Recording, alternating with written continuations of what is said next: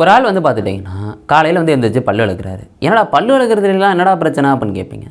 விளக்கும் போது அவருக்கு வந்து ஒரு பக்கம் பயங்கரமாக வீங்குது. வீங்குறன்னா அப்படி கிடையாது, சும்மா பலூன் மாதிரி வந்து வீங்குது.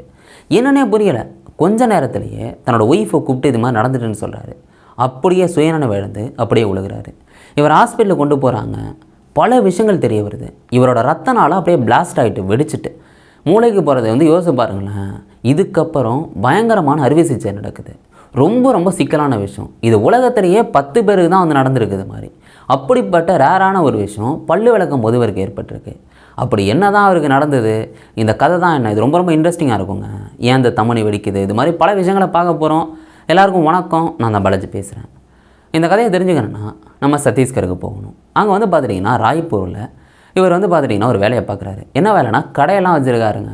பயங்கரமாக பிஸ்னஸ் வந்து போகுது. இந்த பெண்களுக்கு அழகு சாதன பொருட்கள் விற்றுக்கிட்டு இருக்காரு. இவங்களுக்கு ஒரு ஒய்ஃபும் 3 பிள்ளைங்களும் இருக்காங்க. வாழ்க்கையை ஓட்டிக்கிட்டு இருக்காரு. இப்படி போகும்போது தான் காலையிலே எழுந்திரிச்சு பல்லு விளக்குறாரு. இது என்னைக்குன்னா டிசம்பர் 1, 2025 அன்னைக்கு. இப்படி பல்லு விளக்கும் போது தான் அவருக்கு விக்கல் ஏற்படுது. விக்கல் ஏற்பட்டோடனே இதெல்லாம் நார்மலான விஷயம் தானே.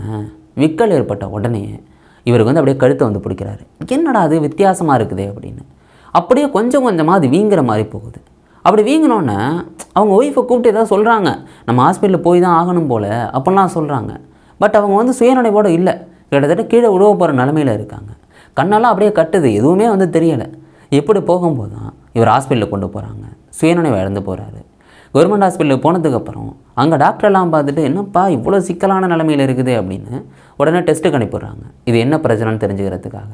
அப்படி செக் பண்ணி பார்த்தா இவருக்கு வந்து அந்த ரத்த நாளமே வெடிச்சிட்டு அப்படின்னு தெரிய வருது. முதல்ல இந்த ரத்த நாளம்னா என்னன்னு சொல்லிடுறேன். அப்போ தான் இந்த இனிமே சொல்ல போகிற கதையெல்லாம் ரொம்ப சிம்பிளாக புரியும். நம்மளோட இதயத்துலேருந்து வந்து பார்த்துட்டிங்கன்னா ரத்தத்தை வந்து தமனி வந்து கொண்டு போகுங்க. தமனியே ரத்த நாளம் தான், நரம்பும் ரத்த நாளம் தான். உங்களுக்கு புரியுதில்ல? இந்த தமனி வந்து பார்த்துட்டிங்கன்னா ஆக்சிஜன் நிறைஞ்ச ரத்தத்தை உடம்புல எல்லா பார்ட்டுக்கும் கொண்டு போகும். இந்த நரம்பு என்னடா பண்ணணும்னு கேட்டிங்கன்னா ரத்தத்தை இதயத்துக்கு கொண்டு போகும். தமனி ஆக்சிஜன் நிறைஞ்சதை எல்லா உறுப்புக்கும் கொண்டு போகும். நரம்பு இதயத்துக்கு வந்து கொண்டு போகும். ஆனால் நரம்பு வந்து பார்த்துட்டிங்கன்னா நம்மளோட கைக்கு மேலே இது மாதிரிலாம் நம்மளுக்கு தெரியும். ஆனால் தமனி வந்து பார்த்துட்டிங்கன்னா உள்ளே இருக்கும், சதைக்குள்ளே வந்து இருக்கும். நம்மளுக்கு அடிபட்டால் முதல்ல வந்து மேலே இருந்தானே ரத்தம் வருது. உள்ளே கிழிச்சிது அப்படின்னா ஒன்றுமே பண்ண முடியாது, ரத்தம் அந்தளவுக்கு போகும். ஏன்னா தமனி வந்து அந்தளவுக்கு அழுத்தம் நிறைஞ்ச ரத்தத்தை கொண்டு போயிட்டுருக்கும். அப்படிப்பட்டதில் நம்மளுக்கு அடிபட்டுச்சுன்னா ரத்தம் வந்து ரொம்ப பீச்சிக்கிட்டு வந்து வரும். இப்படிப்பட்ட இந்த தமனி வெடித்தா எப்படி இருக்கும் யோசிச்சு பாருங்களேன். அதுவும் கழுத்து பகுதியில் வெடித்தா எந்த அளவுக்கு இருக்கும். இதெல்லாம் உலகத்தில் அந்தளவுக்கு நடக்காத விஷயம், ரொம்ப ரொம்ப ரேரான ஒரு விஷயம். அதுதான் இவருக்கு வந்து நடந்துருக்கு. இப்படி சோதனையில் தெரிய வர்றது என்னென்னா அந்த தமனி வந்து வெடிச்சிட்டு அப்படின்னு. இப்படி இந்த ரத்த நாளம், அதாவது தமனி, நரம்புகள், இன்னொரு விஷயம் ரொம்ப முக்கியமான வேலைகளை நம்மளோட உடம்புல பண்ணிக்கிட்டு இருக்கு. ஒரு மிகப்பெரிய வலையமைப்பு நம்மளோட உடம்புக்குள்ளே வந்து இருக்குது. இதுக்குள்ளே தான் நம்ம வந்து இயங்கிக்கிட்டு இருக்கோம்.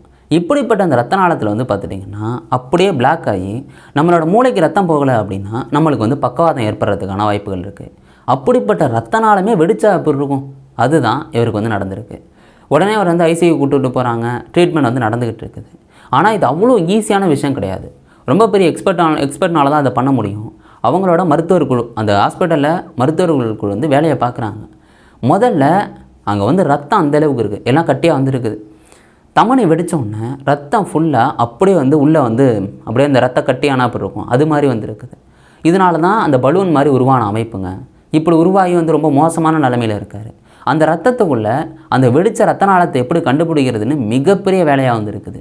கண்டே பிடிக்க முடியலை. கிட்டத்தட்ட 1 மணி நேரத்துலேருந்து 1.5 மணி நேரம் ஆகுதான் அந்த டேமேஜ் ஆன அந்த ரத்த நாளத்தை கண்டுபிடிக்கிறதுக்கு. அந்த ரத்த நாளத்தை கண்டுபிடிச்சதுக்கப்புறம் அதை வந்து இப்போ எப்படி இந்த சைக்கிள் வந்து பஞ்சர் ஆனிச்சுன்னா அதை வந்து ஸ்டிக்கர் வச்சு ஒட்டுவோம்ல, அதையும் அது மாதிரி ஒட்டணும். இதுக்கு என்ன பண்ணுவாங்கன்னு கேட்டிங்கன்னா இதுக்கு வந்து ஸ்டிக்கர்லாம் வந்து ஒட்ட முடியாது. இதுக்காக மாடு இருக்குல்ல, மாட்டோட இதயத்தை சுற்றி ஒரு பாதுகாப்பான ஒரு கொழுப்பு மாதிரி ஒரு அரங்க, அந்த இதய அறையை வந்து பார்த்துட்டிங்கன்னா எடுப்பாங்க. அது வந்து எல்லா மாட்டிலேருந்து எடுக்க மாட்டாங்க. ரொம்ப ஒரு சுகாதாரமான மாடு அதை வந்து அதாவது கால்நடை மருத்துவர் இருக்கார்ல, அவர் சர்டிஃபிகேட் கொடுப்பார், இந்த இதுலேருந்து நம்ம எடுக்கலாம் அப்படின்னு. அப்படி சர்டிஃபிகேட் கொடுக்குறத இந்த இறைச்சிக்கு வந்து போகல, அங்கேருந்து இதயத்தை சுற்றி உள்ளதை எடுத்துருவாங்க. அதை எடுத்து உடனே ஐஸ் பெட்டியில் வச்சு அனுப்பிவிடுவாங்க. அதை வந்து பார்த்துட்டிங்கன்னா நல்லா வந்து அந்த கொழுப்பையெல்லாம் நீக்கி சுத்திகரிப்பாங்க. இப்படி சுத்திகரிச்சுட்டு அது மனுஷனுக்கு வைக்கிற மாதிரி அதை ரெடி பண்ணுவாங்க. ரெடி பண்ணதுக்கப்புறம் இங்கே வந்து இது மாதிரி ஆப்ரேஷன் இது மாதிரிலாம் பண்ணுறாங்கல்ல, இதுக்கு வந்து அனுப்பிவிடுவாங்க. இது வந்து ஒரு ஸ்டிக்கர் மாதிரி வச்சுங்களேன், நம்ம பஞ்சர் ஓட்டுறதுக்கு எப்படி ஸ்டிக்கரோ அது மாதிரி வச்சுங்க சிம்பிளாக. இதை வந்து பார்த்துட்டிங்கன்னா இந்த ரத்த நாளம் வெடிச்சதில்ல, இதை வந்து அப்படியே ஒட்டுற மாதிரி வந்து வேலையை பார்ப்பாங்க. இந்த அறுவை சிகிச்சை வந்து நடக்குது. ஆனால் இந்த அறுவை சிகிச்சை ரொம்ப ரொம்ப சிக்கலான விஷயம். அதையும் வந்து பண்ணிடுறாங்க. இன்கேஸ் ஏதாவது ஒரு இடத்துல இப்படி கழுத்தில் ஏதாவது ஒரு விஷயத்தை வந்து டேமேஜ் பண்ணிட்டாங்கன்னு வைங்களேன், இப்படியே பேச்சு திறமையே போயிடும். அதாவது பேசவே முடியாது, இல்லாட்டி கை காலை வந்து அசைக்க முடியாது, அடுத்த முகபாவனையே இல்லாமல் கூட வந்து போகலாம்.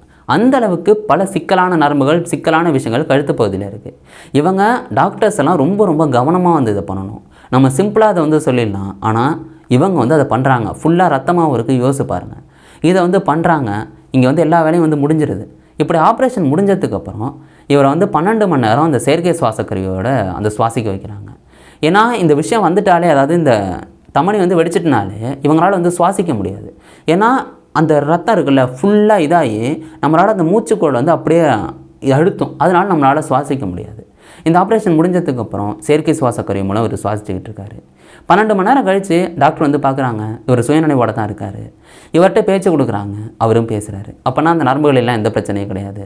அவருக்கு இன்னமும் வந்து பேச்செல்லாம் வரும். ஏன்னா ஏதாவது ஒரு சின்ன மிஸ்டேக்கு அவருக்கு வாழ்நாள் பூரா அந்த குறையோடு தான் வாழ்கிற மாதிரியாக மாறிடும். அதையும் தாண்டி மரணம் கூட ஏற்படலாம். இவங்க இந்த ஆப்ரேஷன் பண்ணும்போது ரத்த நாளை வந்து வெடிக்கிறதுக்கான, அதாவது இன்னொரு வாட்டி வெடிக்கிறதுக்கான வாய்ப்புகள் கூட வந்து இருந்துச்சான். அப்படி வெடிச்சிருந்தது அப்படின்னா அவர் அங்கனே வந்து இறந்து போயிருந்திருப்பார். பட் எல்லா சிக்கலையும் தாண்டி ஆப்ரேஷனை முடிஞ்சு அவரோட வந்து பேசவும் செய்கிறாங்க. கைகால் அசைக்க சொன்னால் நல்லபடியாக வந்து அசைக்கிறாரு. முகபாவனையும் நல்லா இருக்குது. எந்த மேஜர் பிரச்சனையும் இல்லாமல் அந்த ஆப்ரேஷனை வந்து பண்ணுறாங்க. இதுக்கு முன்னாடி இந்த சம்பவம் சத்தீஸ்கர்லேயே நடக்கலை அப்படின்னு சொல்கிறாங்க. அந்த எக்ஸ்பீரியன்ஸ்டான டாக்டர் சொல்லார், ஏங்க என் வாழ்நாளில் இப்படிப்பட்ட ஒரு வழக்கை கேள்விப்பட்டது கூட கிடையாது. நாங்கள் அந்த ஆப்ரேஷனை வெற்றிகரமாக பண்ணிட்டோம் அப்படின்னு சொல்கிறாங்க. இதையும் தாண்டி இந்த உலகத்திலேயே 10 கேஸாங்க இது மாதிரி நடந்திருக்கு. வெறும் 10 கேஸு. ஏன்னா 10 கேஸ் தான் உண்மையிலேயே அந்த தமனி வெடிச்சிருக்கான்னு கேட்டிங்கன்னா, இது வந்து இப்போ நார்மலாக ஒரு பல்வழக்கு இருந்திருக்காரு, இந்த நேரத்திலே வெடிச்சிருந்துருக்கு. எந்த செயலுமே செய்யாமல் இது மாதிரி பண்ணும்போது வெடிக்கிறது 10 கேஸாக நடந்திருக்கு. பட் இன்னும் ஒரு சில கேஸ் இருக்குது. எப்படின்னா இந்த ஆக்சிடெண்ட் ஆவாங்கல்ல, கழுத்து பகுதியில் அப்படி டேமேஜ் ஆகி அப்படி வெடிக்கிறதுக்கான வாய்ப்புகள் இருக்குது. இந்த தொண்டையில் புற்றுநோய் வந்தால் அப்படி வெடிக்கிறதுக்கான வாய்ப்புகள் இருக்குது. இன்னும் தொற்றுகள், இது மாதிரி சில காரணங்கள்னால தமனிகள் வந்து வெடிக்குது. அதாவது அந்த ரத்த நாளம் வந்து வெடிக்குது. பட் சும்மாவே இருந்துட்டு சும்மா பல் விளக்கும் போது விக்கல் வந்து வெடிக்கிறது, இது மாதிரி சும்மா இருக்கும்போது வெடிக்கிறதெல்லாம் ரொம்ப ரொம்ப ரேரான விஷயம். அது இந்த உலகத்திலே நடக்க வாய்ப்பே இல்லாத விஷயங்கிறது தான் இவருக்கு வந்து நடந்திருக்கு அப்படின்னு சொல்கிறாங்க. ஆப்ரேஷன் வெற்றிகரமாக முடியுது. ஆனால் இவருக்கு வேறு 3 பிள்ளைங்க இருக்காங்கல்ல, ஒரு ஒய்ஃப் இருக்காங்க. யோசிச்சு பாருங்கள், இவரை நம்பி தான் அந்த குடும்பமே வந்து இருந்துக்கிட்டு இருக்கு. இப்படியே எல்லாமே நல்லபடியாக முடியுது. டாக்டர்ஸ் எல்லாம் வந்து ரொம்ப ரொம்ப ரேரான ஒரு கேஸ் வந்து நாங்கள் பார்த்துருந்துருக்கோம் அப்படின்னு வந்து சொல்லியிருந்திருக்காங்க. அவர்கிட்ட வந்து மீடியா வந்து பேசுகிறாங்க. அவர் வந்து சொல்கிறாரு, டாக்டர்ஸ் எல்லாம் எங்களுக்கு வந்து மிகப்பெரிய ஹோப் வந்து கொடுத்தாங்க அப்படின்னு. அவங்களோட ஒய்ஃபு சொல்கிறாங்க, இந்த ஆப்ரேஷன் நடக்கும்போது டாக்டர்ஸ் எல்லாம் சொல்லிட்டாங்க, இது ரொம்ப ரொம்ப தீவிரமான சிகிச்சை, நாங்கள் எங்களால் முடிஞ்சதை பண்ணுவோம் அப்படின்னு வந்து சொன்னாங்க. நல்லபடியாக அது வந்து நடந்து முடிஞ்சது அப்படின்னு அவங்க சொல்லியிருந்திருப்பாங்க. இது வந்து நம்பவே முடியாத ஒரு விஷயங்க. ஏன்னா நம்மளுக்கு ஒரு தமனி வெடிக்குது, இப்படி பல் விளக்கும்போது வெடிக்குது அப்படின்னா நம்மளால் என்ன பண்ண முடியும்? இது வந்து இறக்கிறதுக்கான வாய்ப்புகள் ரொம்ப அதிகமாகவே இருந்திருக்கு. உடனே போயிட்டா ஒரு 50%லேருந்து 60% வந்து காப்பாற்றிடலாமா. கொஞ்சம் லேட் பண்ணாலும் நம்ம இறந்து போகிறதுக்கான வாய்ப்புகள் தான் இருக்குது அப்படின்னு சொல்கிறாங்க. இந்த தமனி வந்து கிழியறது அப்படின்னு, அதாவது அந்த தமனி வெடிக்காமல் அது கிழியறது அப்படின்னு 1,00,000 பேர் இருக்காங்கன்னா அதில் 2 பேருக்கு வருஷத்துக்கு வந்து நடக்குதான். அதாவது உலகத்தில் 1,00,000 பேரில் 2 பேருக்கு இது வந்து நடக்குது. ஆனால் அது வெடிக்கிறதுங்கிறது கிட்டத்தட்ட சாத்தியமே இல்லாத விஷயந்தான். அது ஒரு சில பேருக்கு தான் ரொம்ப ரொம்ப ரேராக வந்து சாதாரணமாக நடந்திருக்கு. இந்த சம்பவத்தை பற்றி என்ன நினைக்கிறீங்க? சத்தீஸ்கரில் இது மாதிரி ஒரு சம்பவம் வெற்றிகரமாக எல்லாமே முடிஞ்சிருக்கு. உங்களுக்கு என்ன தோணுதோ அதை கீழே கொண்டு வந்துங்க. நாளைக்கு இன்னொரு வீடியோவில் நான் உங்களை சந்திக்கிறேன். Bye guys.